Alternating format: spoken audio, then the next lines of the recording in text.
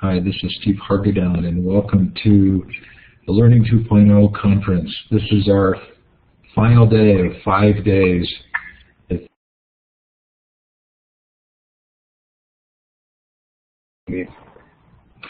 Thanks to Follett and Intel for sponsorship of the conference, and thanks to Mighty Bell Blackboard.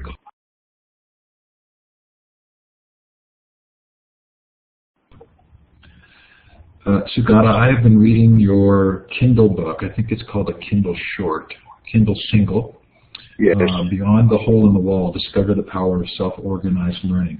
I remember first hearing about you and the Hole in the Wall experiment and kind of feeling goosebumps.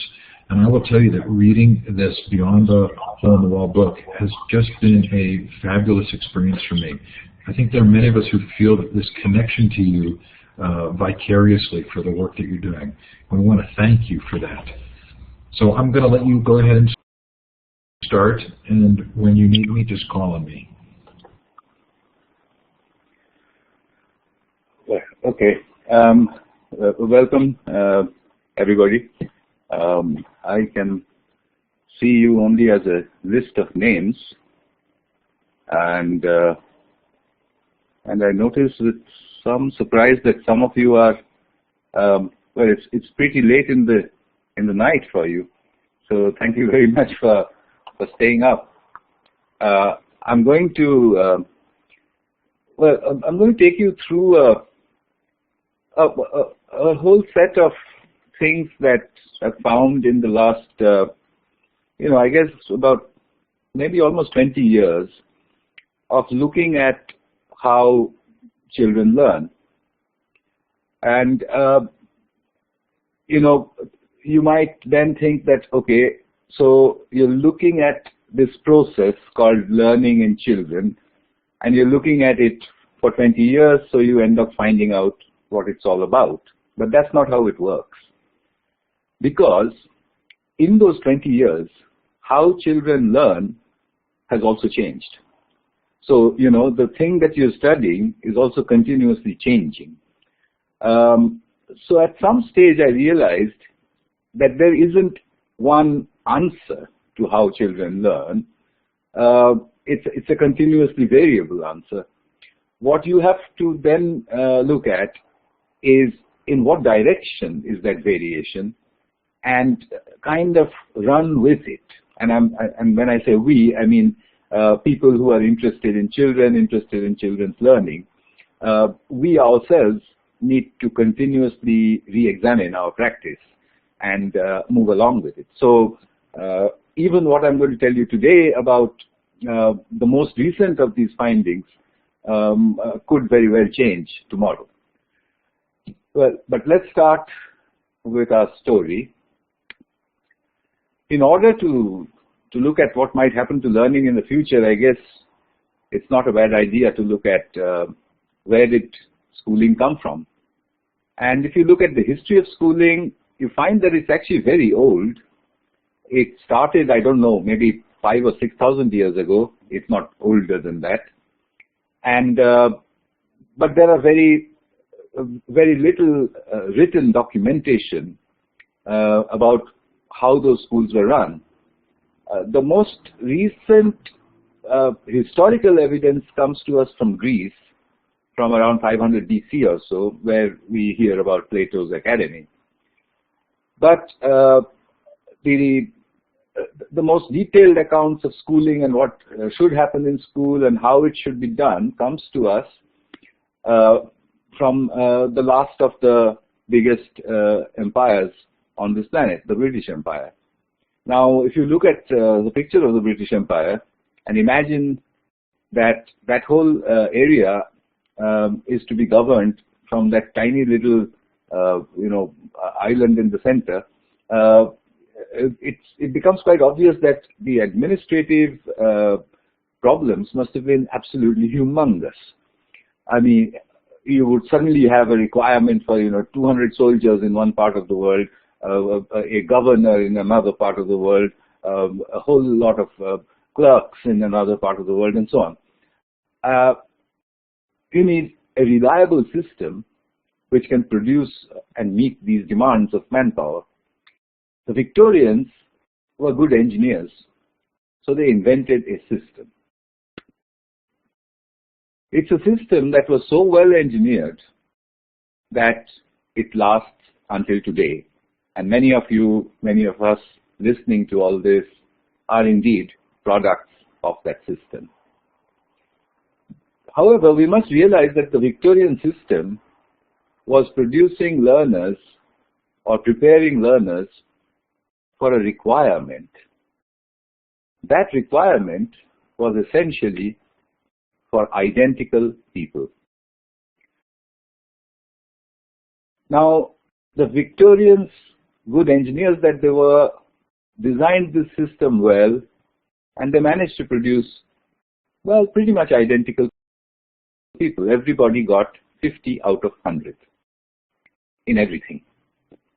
If you got 90 out of 100 in one thing and 20 out of 100 in another thing, then you failed. But the age of empires passed, and people began to look at the system and say, what do we need now that the age of empires is gone? Well, the action moved to North America with the Industrial Revolution. The captains of the industry looked at the Victorian system and said, wow, this is fantastic, because we too need identical people. Not only do we need identical people to make things, we also need identical people to buy things, because identical people will want identical things, and identical things can be produced in assembly lines with identical people. So the Victorian system persisted. However, the empires are done with. The wars, well, they get fought once in a while. The industry, the manufacturing industry, is moving east. So then, what are we left with? For whom are the schools producing these identical people? The children who were going through these systems could sense many times in history that they were being molded into little boxes. And periodically, they have said to the rest of society, we don't want to be identical. If you trace it back, the first of these beginnings of dissidence was in 19th century Bengal, where a movement started where people said, men and women, we don't want to be identical. We want to dress the way we like. We want to sing and dance the way we like. And then, about 100 years later, the same voice of dissidence was heard in the United States of America, where again a generation took to the streets saying, we don't want to be identical. In both cases, the system jailed them, shot them, did all sorts of things to them, but the voices had been raised. So that's the history, a very brief history of schooling on this planet. And what about now? What will happen to learning in our age? In order to look at that story, or in order to try and predict what might happen, we need to understand a few precepts. Schooling is outdated. As we just saw, it has basically a military and industrial background. It's not needed. It's outdated. Children can sense this. When they sense it, they get more and more detached from schooling. And country after country reports, why are the children not engaging with school? Well, nothing's wrong with the children. Something is wrong with the system. A little more about our world. When I was a youngster, when I was a kid, we used to have a machine which many of you probably may not even have heard of. It was called a radiogram. A radiogram was a huge piece of furniture. It used to be kept in the living room. It could play music using a record player on one side. It could play the the radio. People used to be very proud of having a radiogram. My mother had one, and she used to call our neighbors and say, look, here is my radiogram. Now, you don't have a radiogram. Who are you? Well, the radiogram became smaller in size when the tape recorder got invented. And now you could actually carry the tape recorder, a very large one, but you could carry it from room to room. And then the tape recorder shrank further when the Japanese invented the Walkman. Now you could put your radiogram in your pocket. But it didn't end there. The Walkman lasted for a few years, and it transformed itself into the MP3 player. Now the radiogram was so tiny that you could actually lose it, and you could go around looking at the pavement and say, why did I drop my radiogram? But that wasn't the end of the story either. What happened to the MP3 player is even more fantastic. The MP3 player disappeared. Yes, I mean what I say. It disappeared. It disappeared into a string of zeros and ones and went into the cloud. Now you could take 1 million different devices and you could have all your music on all of them whenever you want it, from wherever you want it, etc. It's a good example of a physical object not just becoming smaller and cheaper, but disappearing, of vanishing. We call it dematerialization. There are other institutions that have also quietly dematerialized and are dematerializing. The big example are the banks. They still have their huge buildings to show us that they have a lot of money. But unlike the past, they tell their customers, don't come here. Work off the cloud. Money itself is dematerializing. I think in a few years' time, we won't need to print all that paper anymore. We actually don't need to do it right now. But we have to get the systems a little bit more fine-tuned before our little plastic cards, which itself will, I suppose, dematerialize one day. But at the moment, our little plastic cards can replace our entire billfold with all its money. So banks and money are dematerializing. Stocks and shares have already dematerialized. In fact, they use a term in India, I remember when they dematerialized, they call it demat. So if you had paper shares, you send them off to somebody and he demats it for you, and you no longer have those pieces of paper anymore, but you have strings of zeros and ones in your computer, which tells you how many shares you have. So in this world where institutions are dematerializing, what happens to learning? So take a look at that. Often in conferences, I get all kinds of reactions to that statement, really.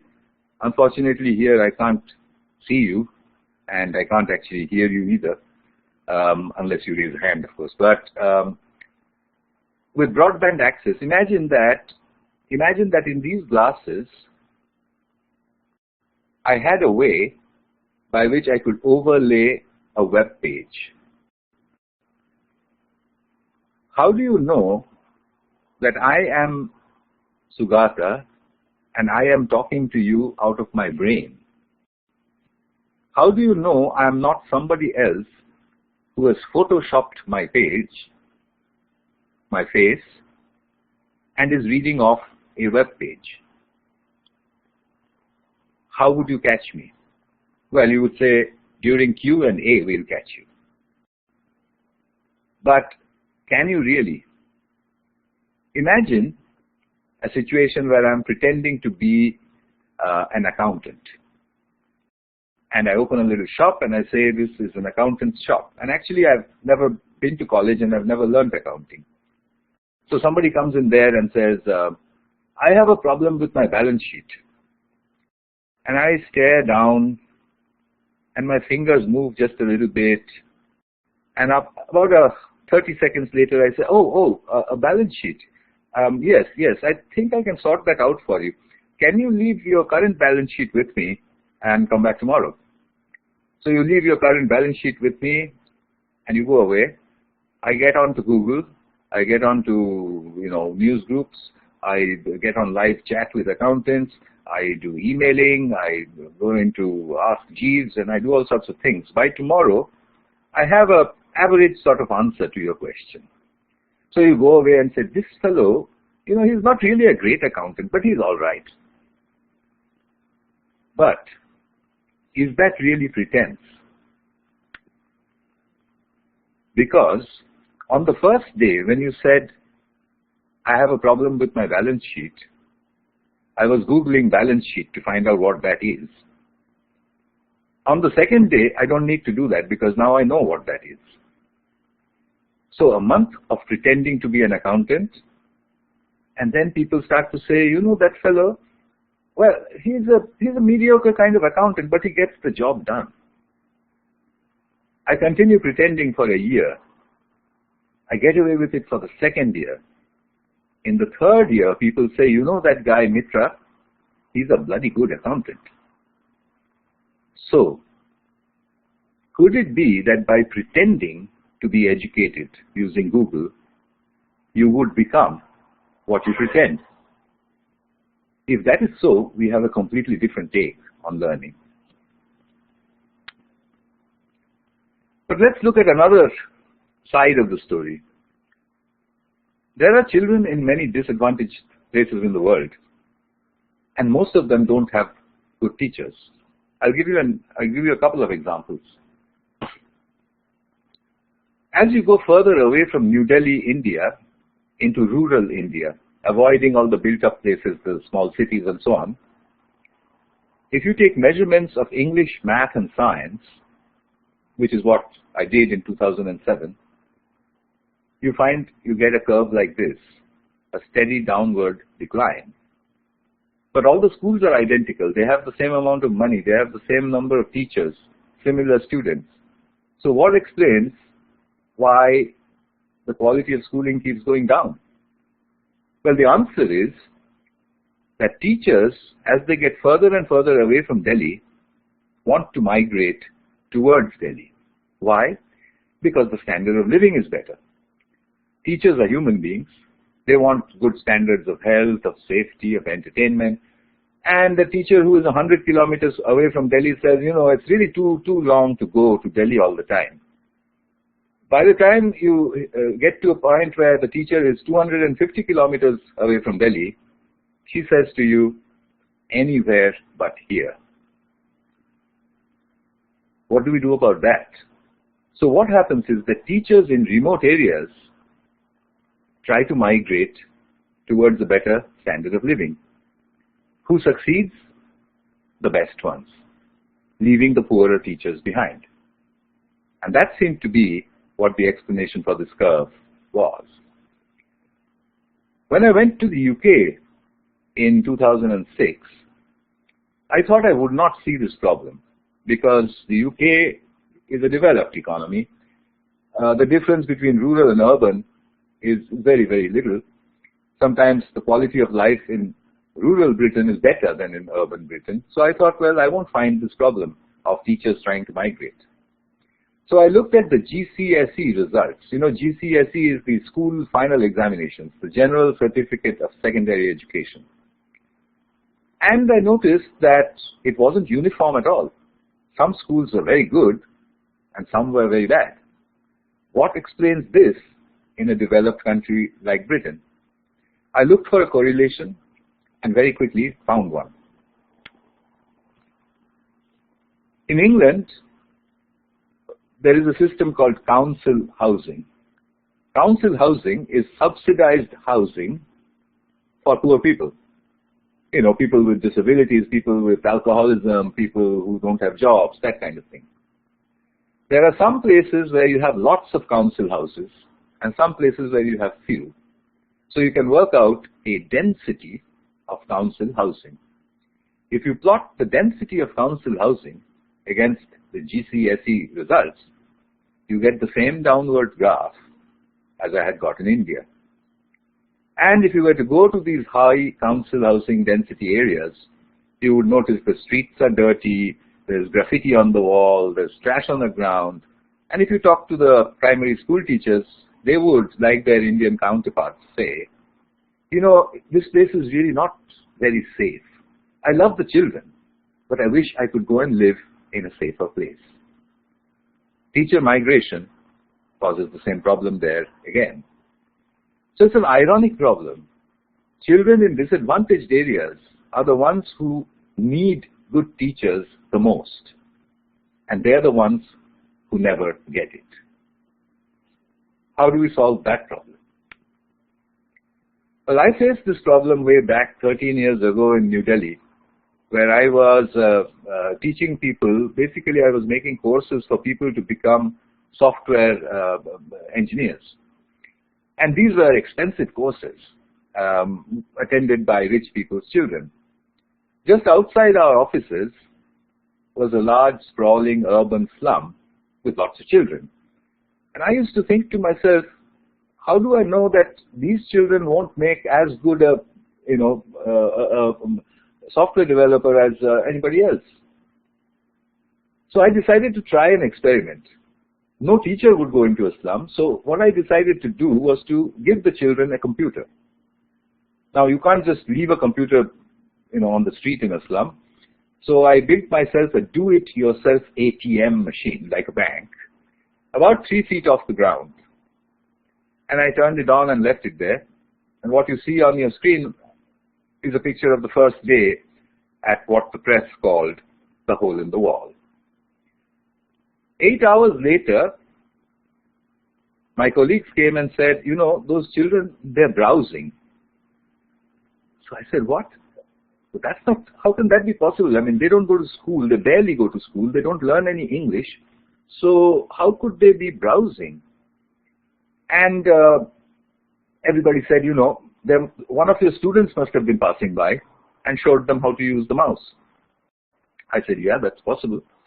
And I repeated the experiment, this time in a really far away village, about 300, 400 kilometers away from Delhi, a place so remote that the chances of a passing software developer would be, very, very small.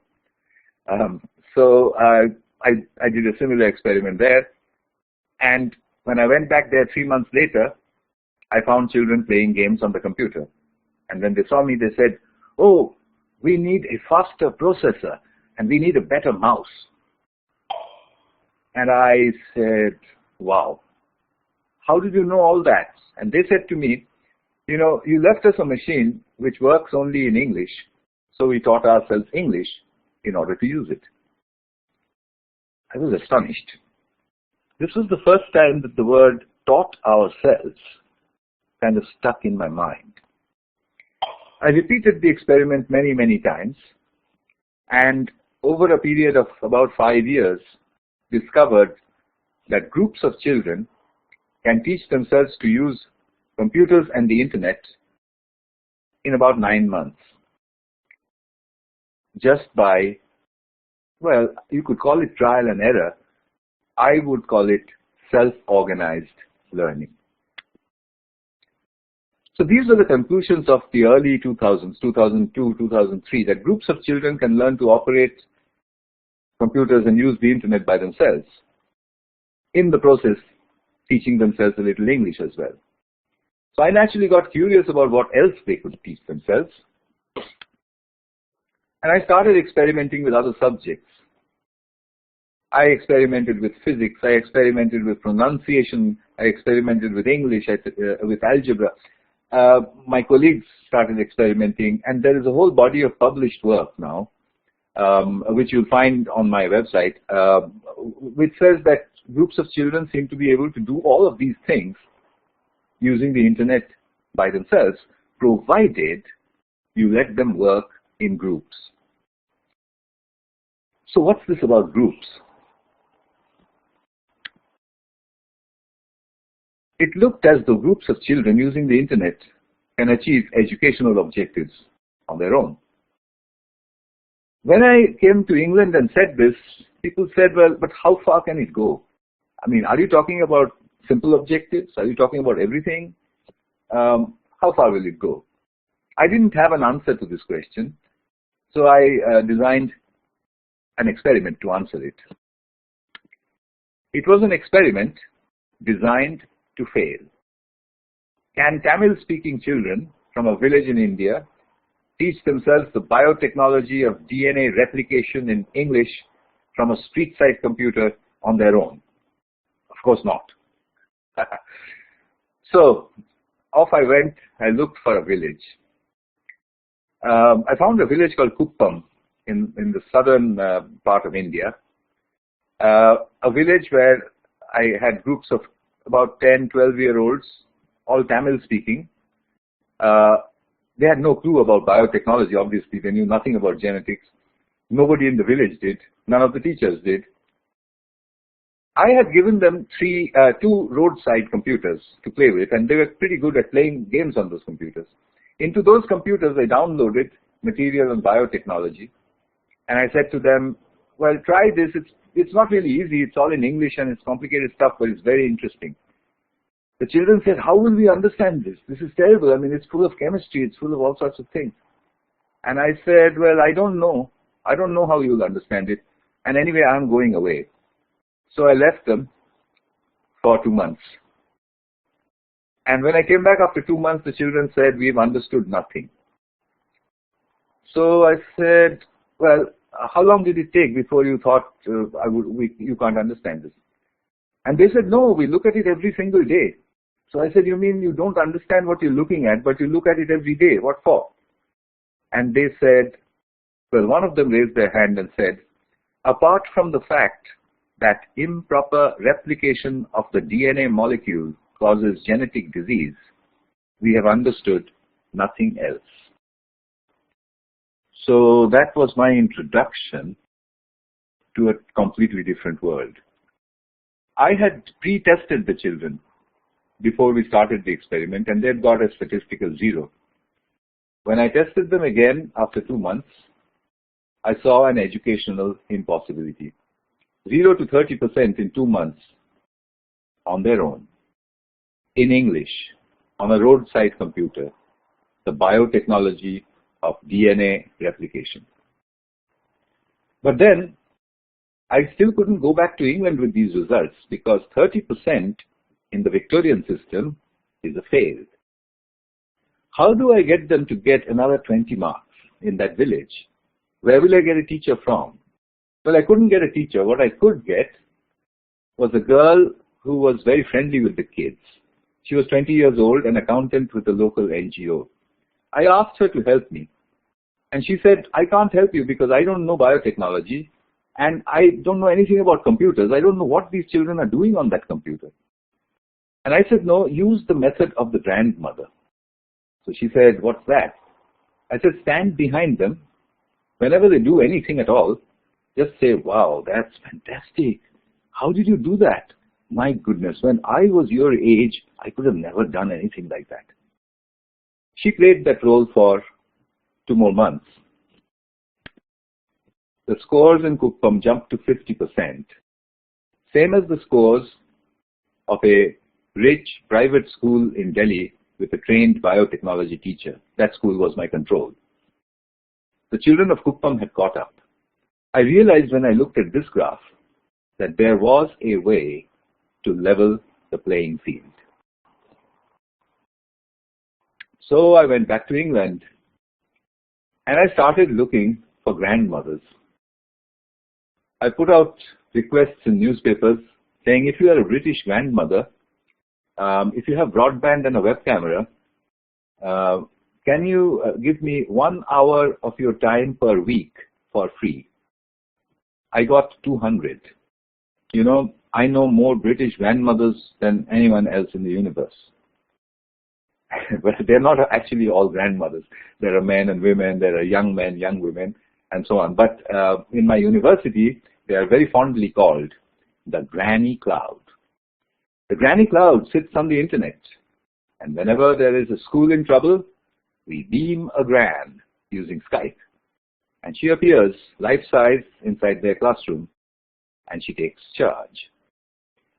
The children love their British grannies, and the grannies, particularly the retired teachers, love the children because, you know, they've taught all their lives and they miss their children, and now they're back in their little village somewhere, a bit lonely perhaps, and suddenly their houses are full of the voices of children again. It's a win-win situation. So, I brought the hole-in-the-wall experiment into the classrooms of northeastern England. How? Well, it's very simple. For those of you who are teachers, you might find this interesting. You tell the whole group of children, make yourselves into groups of 4. Why groups of 4? Because that seems to be the ideal number in the hole-in-the-wall. Each group of 4 can use 1 computer and not 4 computers. That's very important. Otherwise, they won't discuss anything with each other. And then you give them a big question. The question has to be interesting. That's the hardest part for the teacher, is to construct a big question around the subject that she was going to teach. And then leave them alone. Teachers around the world are beginning to work with souls. I've lost count of how many. I think in every continent there are a few.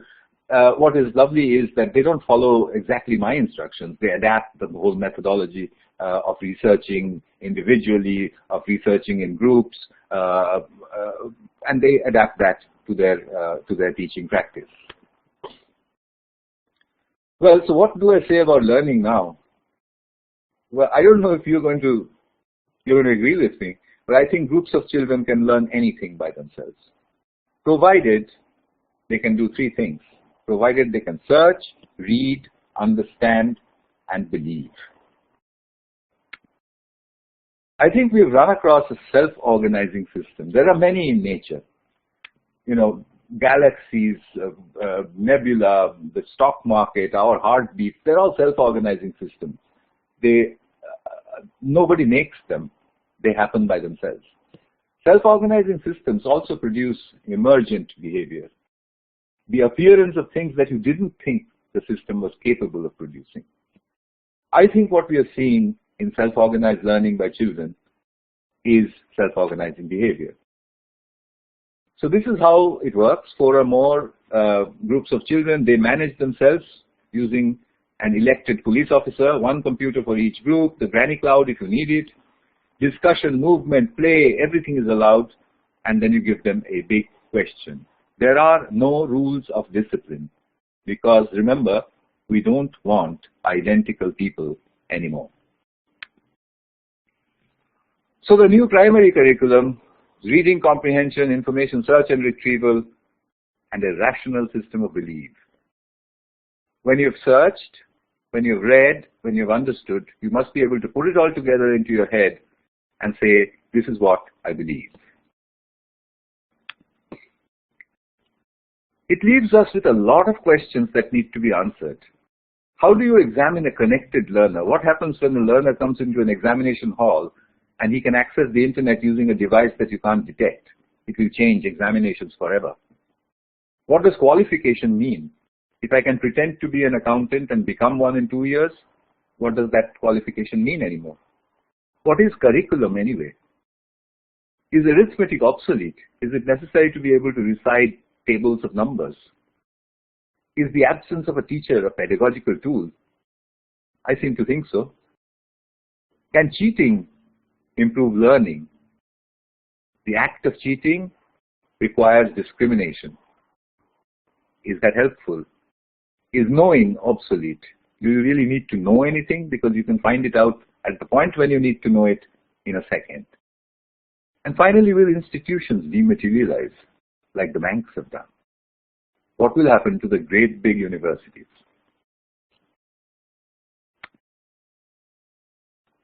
In the answer to that question, perhaps, will lie the future of learning. Now, there's a little film, and I wonder if Steve can play it, it will give you an idea of what this whole thing kind of looks like in Britain, where it's being experimented with. Steve, are you there? I am. Let me put this film up. So what's going to happen is this will come up in YouTube. If it auto starts, that's terrific. If it doesn't, each of you will need to click the play, and then we'll come back to Sugata as soon as the video is done. If for some reason you can't see the video, I'll put the link in the chat, and you can watch it later on your own.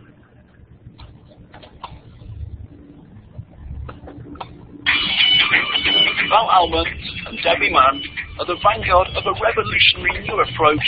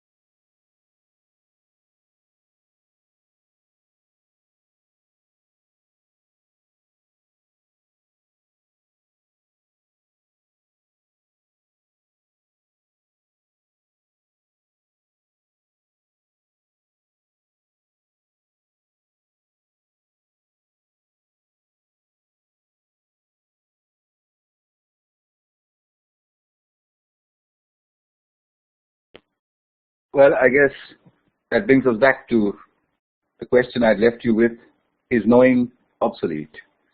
And in the answer to that question, I think will lie the future of learning. Well, that's about what I had to say, and we still have about, well, 10 or 12 minutes available to us. If you have a question, and if I can navigate this system properly, then I will try to answer them.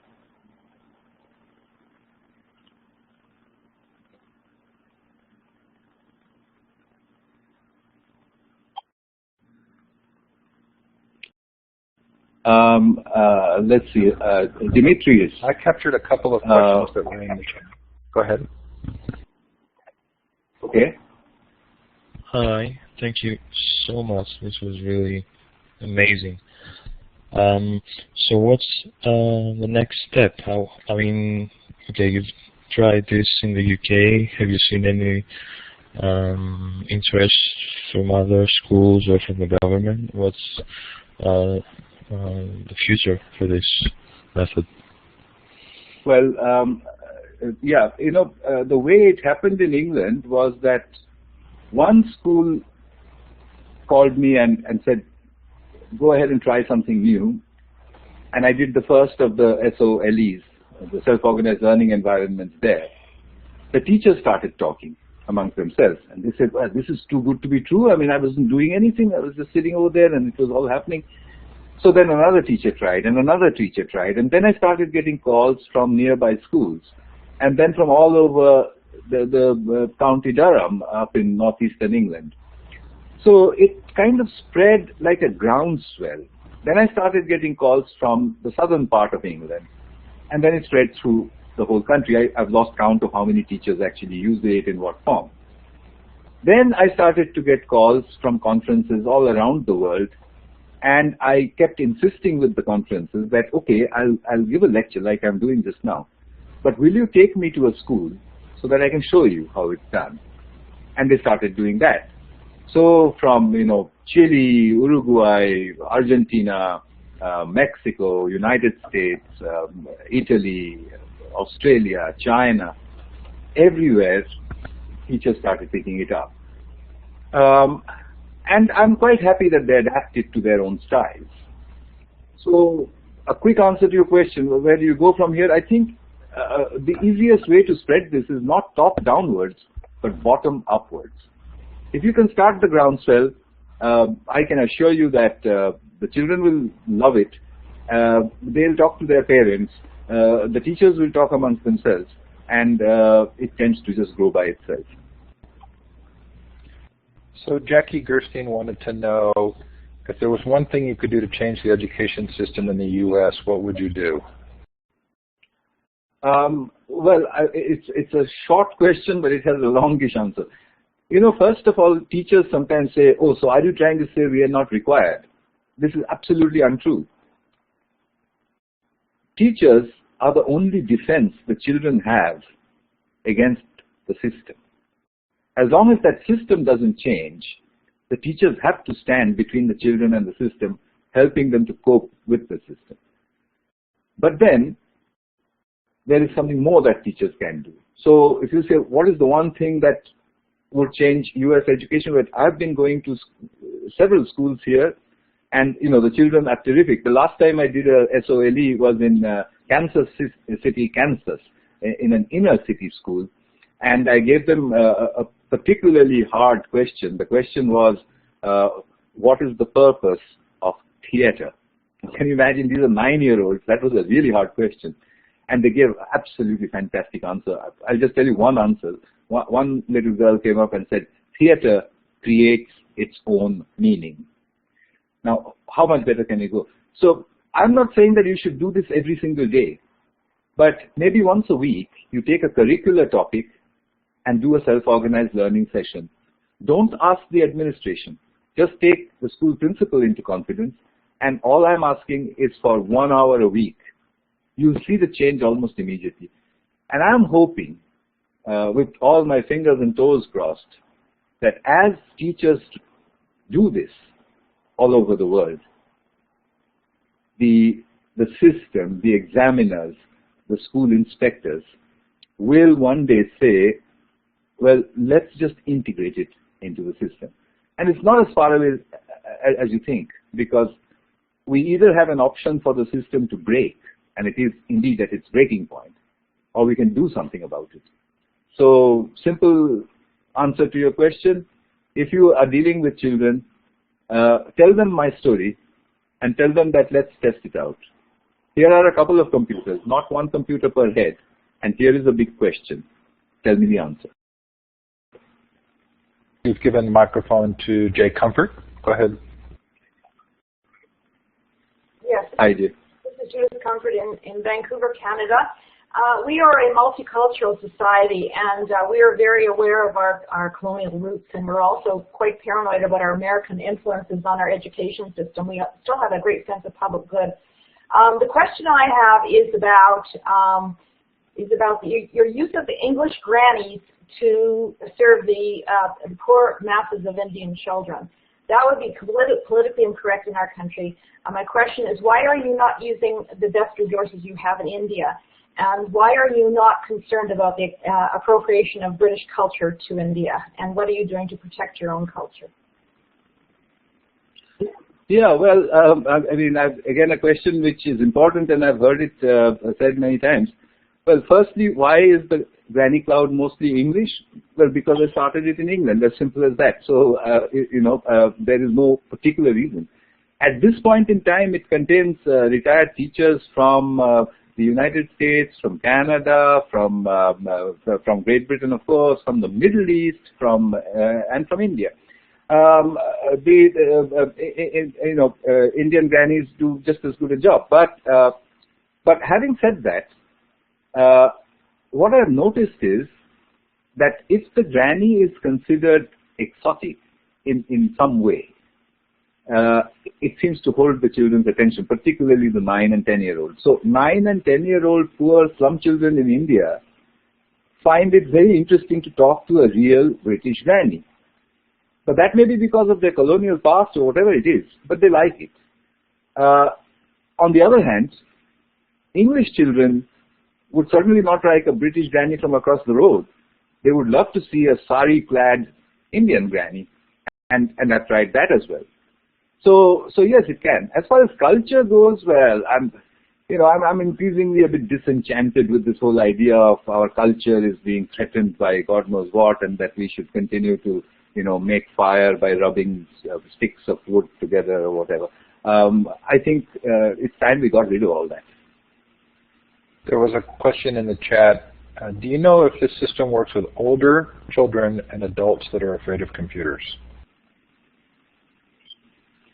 Yes, very, very good. It's a question that I'm increasingly asked, and I'm afraid I can't give you a proper answer right now. I'm in the middle of trying to find out. There are 2 or 3 different kinds of questions. Firstly, does it work with the post-adolescent? And secondly, will it work at the undergraduate levels in the university?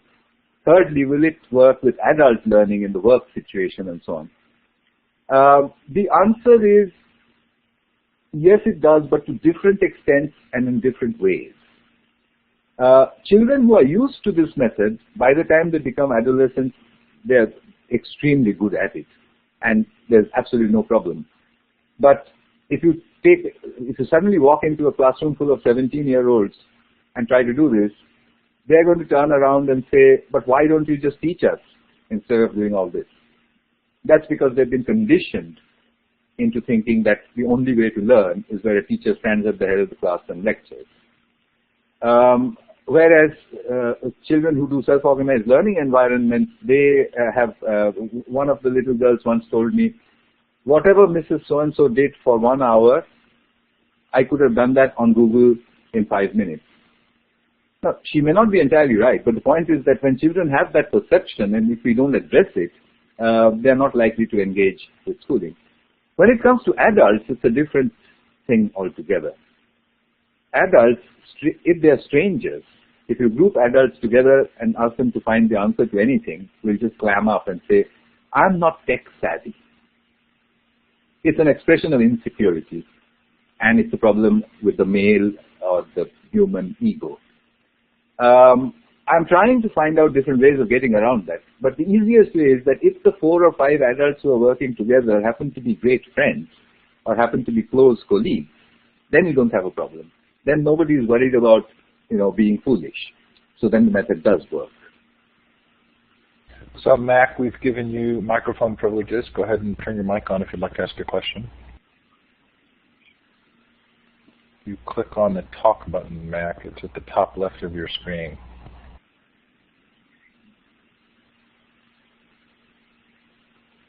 And Mac, we can see that your microphone is on, but we're not hearing you.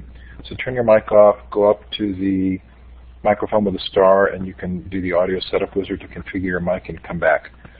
So Raheel, you have audio permissions. Would you like to ask a question? And Raheel is about to drop off. We can see bandwidth is impacting him. So I'm going to go to Scott Ed Tech.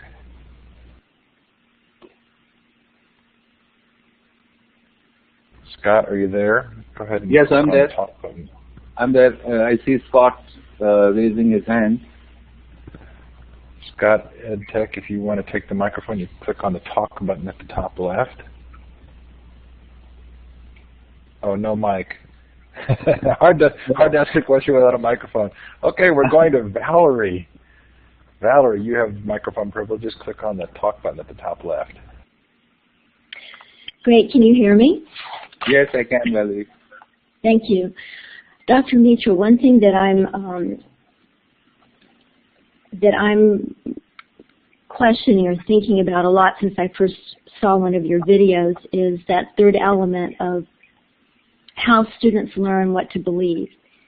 And so many different realms of information that it's a huge question, and also because knowledge is constantly evolving, especially in the sciences, but in many, many other areas as well. So how do, as teachers, because I think that's probably the most important and challenging aspect that we face, how do you teach or how do you help students evaluate what to believe? Thank you for asking that, Valerie. It is, as you said, the single most important task which I think the teacher of the future has, which is that in a society where children are inundated with information, how do they believe? Let me first examine a myth. There is a popular myth which says the internet is full of misinformation. This is not true. I teach a class in Newcastle University, and I sometimes give this as an exercise. I tell them that, well, let's say that the internet is full of misinformation. I'm going to give you 15 minutes. Find me one. Apart from religion and politics, it's very hard to find misinformation on the internet. I tell my students this, and I tell them that I would prefer to avoid those two subjects. Other than that, the internet will give you many different points of view. And surprisingly, 9-year-olds, when they work in groups and when the groups are allowed to interact, will quickly get to the central point.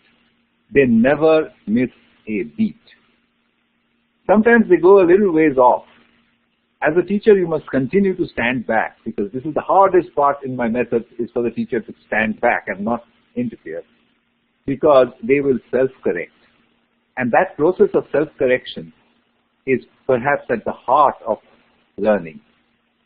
So what do I mean by a system of belief? Well, it's very important to realize that I'm talking of a rational system of belief, where you look at different sources, you learn how to evaluate, you learn how to put it together, you learn how opinions can be formed collectively through discussion and debate rather than through doctrine. If that is taught properly, the self-organized learning environment forms a shield against the children for the rest of their lives against beliefs without reason. And I think that it's very important that they should be armed with that armor. Sugata, I hate to do this, but we have another keynoter who is just ready to start, so we have to finish. I'm going to clap for you here. I'm hovering over the smiley face, and I'm Okay. clicking on applause. I know there are lots of questions that didn't get answered. I really apologize for that. It's a delight to have you on. Thank you so much. We really appreciate your being here today. Thanks, everybody, for coming. Don't miss Heidi Hayes-Jacobs, who's starting in her room 2 minutes ago, but we delayed her. Bye-bye now. Sugata. Thank you. Thanks. Bye.